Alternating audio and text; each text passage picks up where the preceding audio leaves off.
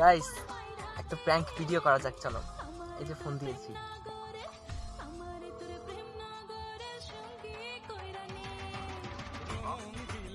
Hello, আসসালামু আলাইকুম। কে বলছেন আপনি? আমি তোমার জান বেবি। কেমন আছো তুমি?